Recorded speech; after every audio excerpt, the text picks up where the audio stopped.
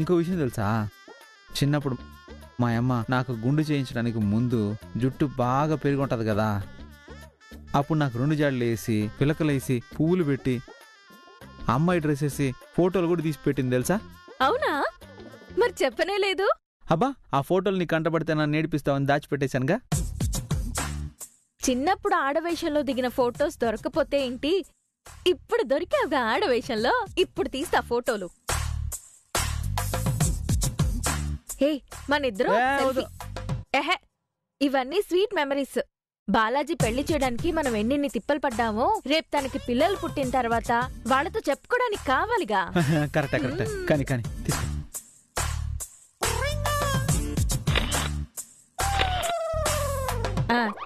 Separate గా తీస్తా.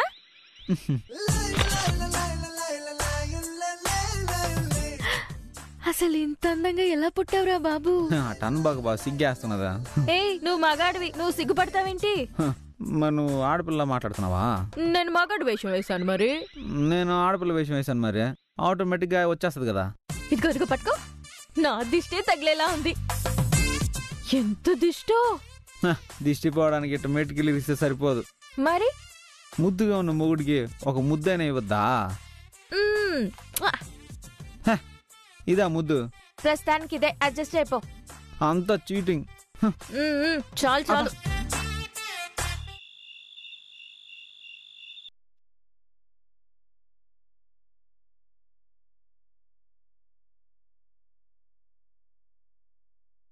అమ్మా పూరి, నీకు విషయం తెలుసా?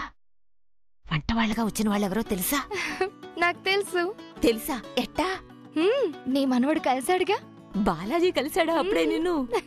దొంగ వెధవ, మాయ చేసేస్తాడు మమ్మల్ని. అయినా నిన్నే మాయ చేసినవాడు ఇక మమ్మల్ని మాయ చేయడం ఎంత? ఊరుకో పాటే, ఆయన్నేమనొద్దు. అబ్బో, బాగానే వెనకేసుకొస్తున్నావే. ఇక్కడి నుంచి గండం గట్టెక్కడం ఎలా రా దేవుడా అనుకున్నాను. వీళ్ళొచ్చారు. నాకైతే నమ్మకం ఉంది, వీళ్లే ఏదో ఒకటి చేసి ఆ దొరైపాండితో నీ పెళ్లి ఆపుతారు. ఖచ్చితంగా నీకు బాలాజీకి పెళ్లి జరుగుతుంది. నీ వాక్కు ఫలించాలి పాటి. ఖచ్చితంగా ఫలిస్తుంది. ఎందుకు ఫలించదు? కానీ గీత మగాడి వేషంలో ఎలా ఉందనుకున్నావు? అచ్చు మగాడిలాగే ఉందే. మీ అమ్మ అప్పాకి కొడుకుల్లేని లోటు తీర్చేసినట్టే. పాపం అది నా పెళ్లి కోసం ఎన్నెన్ని తిప్పలు పడుతోందో. తప్పే ఉందే. ఎంత జరిగినా ఏం జరిగినా మీ అమ్మ అప్ప కోపడినా దానికెప్పుడు మన కుటుంబం మీద మన మీద ప్రేమ చావదే. ఎప్పుడూ పరిగెట్టుకుంటూ వస్తది పిచ్చిది. చేయని, తన బాధ్యత కూడా అది. పెద్దదాన్ని, నేను దానిలా ఉండాల్సింది.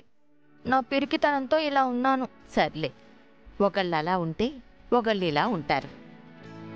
నిన్నటి వరకు ఏడుస్తూ ఉండే నీ మొహం చూడలేక చచ్చాను. ఈరోజు పర్వాలేదు.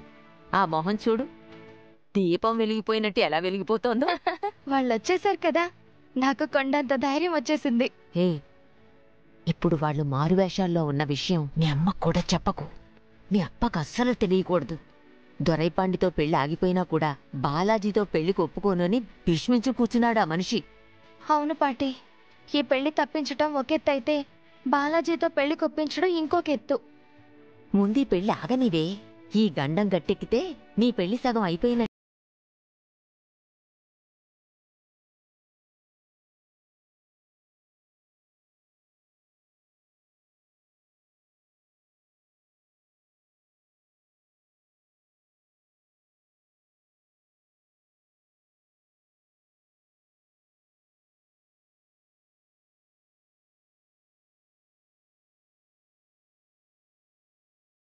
అత్తా, వాళ్ళు చేసిందే ఒక బుద్ధి తక్కువ పని. మళ్ళీ నువ్వు వాళ్ళని వెనకేసుకొస్తున్నావు. ఈ దొరై పండేకిచ్చి పెళ్లి చేయడంలోనూ ఆ బాలాజీకిచ్చి పెళ్లి చేయడంలోనూ పెద్ద తేడా ఏమీ లేదు, వయసు తేడా తప్ప. అట్లా కాదల్లుడు, వీళ్లతో పోలిస్తే బాలాజీ మంచి కుర్రాడే కదా. ఇలాంటి కుటుంబం కాదు కదా. ఇలాంటి కుటుంబం కాకపోయినా అసలు ఆ కుటుంబంలో ఏ కోడలు సంతోషంగా బతకదు. ఆల్రెడీ లక్కమ్మ అమ్మ గీత ఎంత బాగా బతుకుతున్నారో మనం చూస్తూనే ఉన్నాం కదా. అరే, వాళ్ళు అసలు మనుషుల్లాగా లెక్క వేస్తారా? పశువుల్లాగా బానిసలాగా చూస్తారు. అక్కర్లేదు, పిచ్చి పిచ్చి ఆలోచనలు మానేయండి. మనం ఏం చేసినా ఇక్కడి నుంచి బయటపడలేకపోతున్నాం కదా మరి. వాళ్ళు ఏం చేసినా ఈ పెళ్లి జరగదు. మీరుండండి, నేనే ఏదో ఒకటి ఆలోచిస్తాను. ఏం ఆలోచిస్తావప్పా? దేని గురించి ఆలోచన? ఈ పెళ్లి ఎట్టా జరగకుండా ఆపాలనా? దేవుడు అనేవాడొకడున్నాడు, మంచివాడు. మేమిప్పుడు కష్టపడుతున్నా చివరిన జరగాల్సిన శాస్తే జరుగుతుంది, అది తెలుసుకోండి. మాటలు బాగానే చెప్తున్నారు గాని మా అక్కేదో చెప్పాలంట. ముందు అది వినండి, తరువాత మిగతా విషయాలు మాట్లాడుకుందాం. ఏంటి మీరు చెప్పేది? ముందు ఈ విసురులు ఆపి కొంచెం బుద్ధిగా ఉండి సంతోషంగా నవ్వుతా ఆ పెళ్లి జరిపించండి. కూతురు పెళ్లిలో కూడా ఏడస్తా నిలబడినారంటే చండాలంగా ఉంటాది. ఎన్నిసార్లు చెప్పాలి మీకు ఈ పెళ్లి జరగడానికి మేము ఒప్పుకోమని? మీరు ఒప్పుకున్నా ఒప్పుకోకపోయినా జరిగి తీరుతాది కదప్పా. అవును, ఎల్లుండే కులదైవం ఆలయానికి వెళ్ళి పూజలు పురస్కారాలు చేసి పెళ్లి పనులు మొదలు పెట్టాల.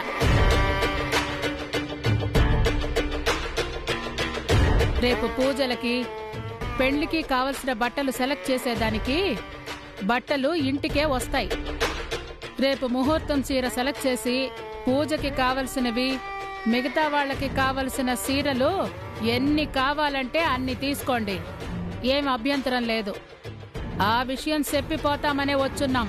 ఇంకా పిచ్చి పిచ్చి ఆలోచనలు మాని పెళ్లి ఎంత గొప్పగా చెయ్యాలా, నీ కూతురికి ఎట్లా సర్ది చెప్పుకోవాలా అని చూసుకుని గుట్టుగా ఉండేటట్లు చూసుకో.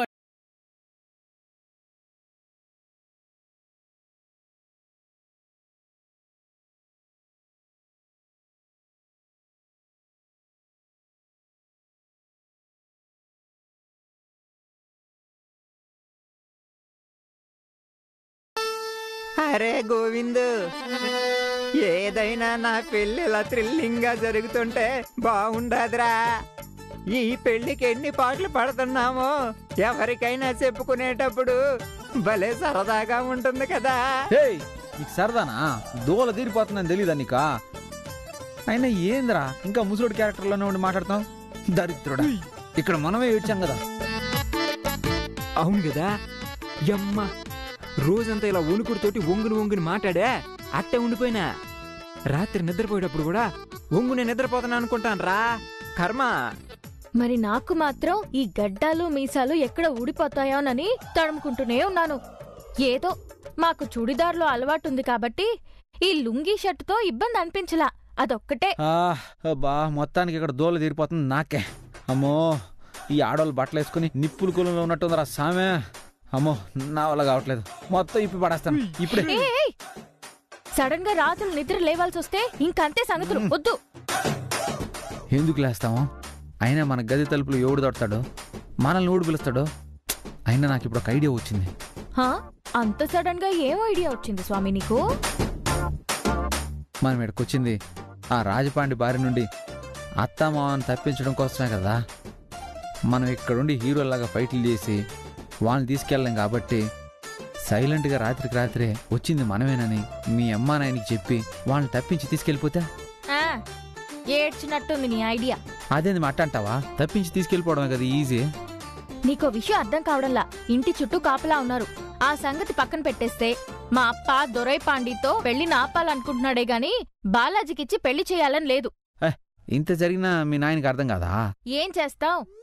ఆయన మనసులో అత్తగారి మీద బాలాజీ మీద అంత బలంగా ముద్ర పడిపోయింది. మరి ఆ ఇంటికి కోడలుగా పంపించడానికి, బాలాజీకిచ్చి పెళ్లి చేయడానికి ఆయన సుముఖంగా లేడు. ఆల్రెడీ చాలా క్లియర్ గా చెప్పేశాడంట. మీ నాయన కొంచెం టూ మచ్ అబ్బా. టూ మచ్ బాబురా సామె. ఎక్కడిల్లో నరకాసుల్లో రాక్షసుల్లో ఉన్నారో వీళ్ళ దగ్గర ఇరుక్కుని కూడా ఆయన ఇంకా మన విలువ తెలుసుకోలేదంటే ఏమనాలా? చూడు, నీకు పూరికి పెళ్లి జరగాలంటే మా అప్ప మనసు మారాలి. మా అప్ప మనసు మార్చాలంటే మనం ఇక్కడే ఉండి పరిస్థితుల్ని హ్యాండిల్ చెయ్యాలి. కేవలం దొరైపాండితో పెళ్లి మాత్రం తప్పించావనుకో పూరి బాలాజీల పెళ్లి జరగదు. పూరి బాలాజీ పెళ్లిని ఇక్కడే జరిపించాలి. అదొక్కటే మార్గం. గీత, ఈ విషయంలో మాత్రం నువ్వు చెప్పింది కరెక్టో. నా పెళ్లి ఏడు జరిగితేనే కరెక్టో. ఇప్పుడు గాని పోస్ట్ పోన్ అయిందనుకో మళ్ళీ ఏదో ఒక ఫిట్టింగ్ పెట్టే నన్ను పూరిని దూరం చేసేయాలని చూస్తారు. తర్వాత మాత్రం నేను బతకని చెప్తా ఉండా. ఐశ్వర్యమే అంతా అనుకున్నది అనుకున్నట్టే చేద్దాంలే. గీత, నెక్స్ట్ ఏంది ప్లాను? అదే ఆలోచిస్తున్నా. చూద్దాం. తెల్లారేసరికి ఈ ఇంటి పరిస్థితులేంటో చూసుకొని దానికి అనుకూలంగా నెక్స్ట్ మూవ్ ఏం ఆలోచించాలో దాన్ని బట్టి ఆలోచించి చేద్దాం.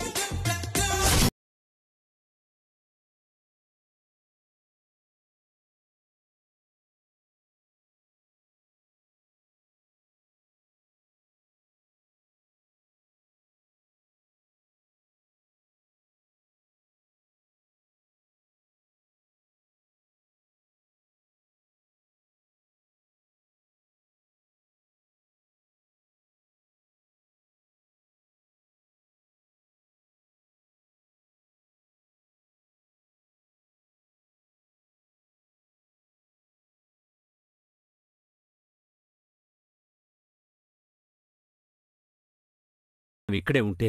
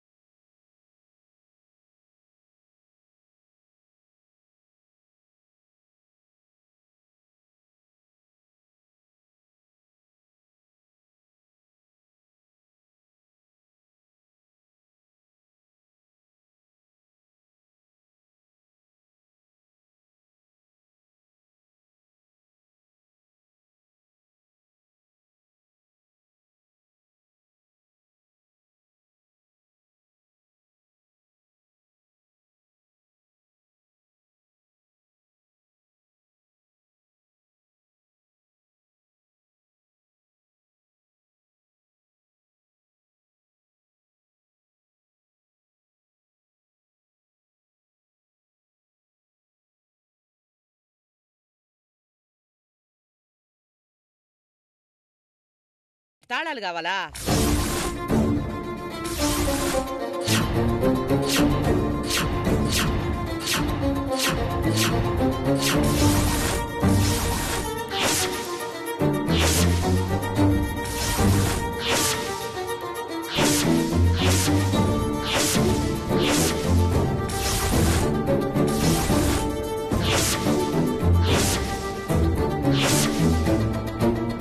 ప్లీజ్, నీకు నాకున్న పగని దృష్టిలో పెట్టుకుని ఇప్పుడు ఇక్కడ ఇరికించాలని చూడొద్దు.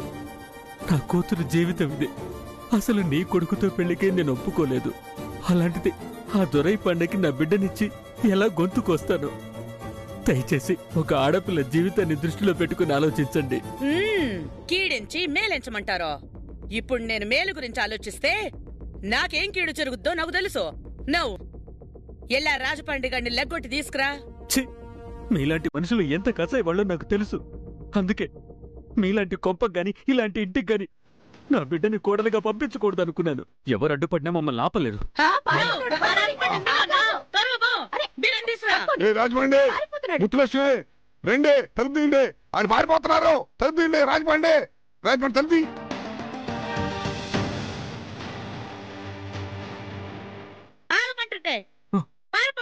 తలుపు తీ. త్వరగా.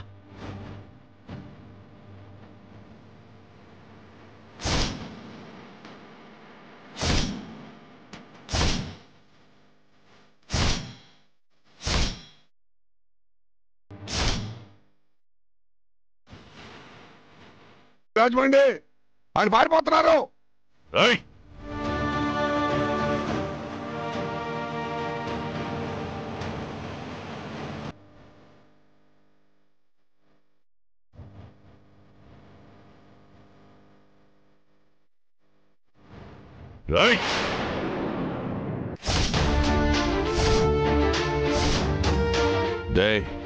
ఎంత ధైర్యం ఉంటే పారిపోయేదానికి ప్రయత్నం చేస్తారో? కనకరత్నం అమ్మ మీ మేలు ఎప్పటికీ మర్చిపోలేదు. దయచేసి మమ్మల్ని వదిలేయండి, మేం పోతాం. యాడికి పోతారో? ఒకటే, పెళ్లి చెయ్యాలి లేదంటే సావాలి. ఈ రెండే. చంపే, మమ్మల్ని చంపే, మా బిడ్డను వదిలేసాయి. చంపేయమంటావా? చెప్పు, చంపేయమంటావా? అయ్యో అయ్యా, వాళ్ళని ఏమి చేయబాకండి, మీ కాళ్ళు మొక్కుతాను. చెప్పమను, నీ మనవరాల్ని చెప్పమను. దొరైపాండిని పెండ్లి చేసుకుంటాను. మళ్ళీ ఇలాంటి పిచ్చి ప్రయత్నాలు ఎవరు చేసినా ఈ గడప దాటి ఎళ్లను అని నీ మనవరాల్ని ఒట్టేసి చెప్పమను. చెప్పమను. ప్లీజ్ మామా, వదిలేసేయండి. ఇప్పుడు గాని నువ్వు చెప్పకపోతే వీళ్ల పీకలు తెగిపోతాయి. చెప్పు, కోసేమంటావా? వద్దు వద్దు, మీరేం చెప్తే అదే వింటాను. మా అప్పని వదిలేయండి ప్లీజ్. మీరేం చెప్తే అదే వింటాను ప్లీజ్.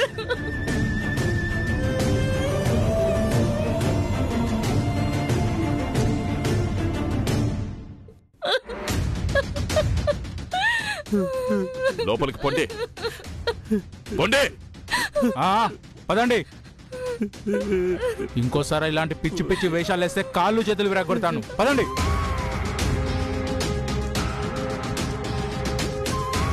కనకరత్నం అమ్మ, ఇప్పుడు చెప్తున్నాను, నిన్ను పూర్తిగా నమ్ముతుండా. నా కొడుక్కి పూరితో పెండ్లి మీరు దగ్గరుండి జరిపించాలా? ఈ పెండ్లి నా కండ్లారా చూడకుండా నువ్వు పొమ్మన్నా నేను పోను రాజపాండే. సంతోషం తాయే, వాళ్ళింక యాడికి తప్పించుకోలేరు. రండి.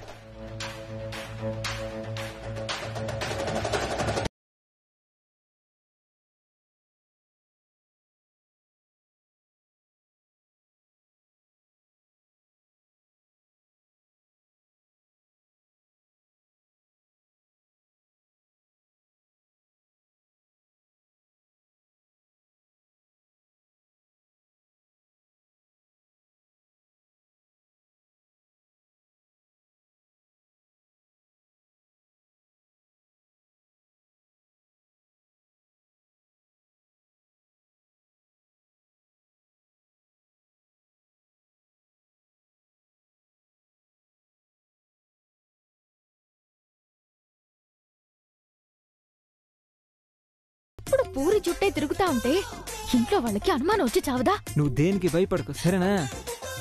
ఏ బాలాజీ, ఏం చేస్తున్నావు ఇక్కడ? పూరి కన్నీళ్ళు పెట్టుకుంటా ఉంటే ఏందని అడుగుతా ఉండా. హే, ఏమైంది? ఎందుకు ఏడుస్తున్నావు? లేదు, నాకు భయంగా ఉంది.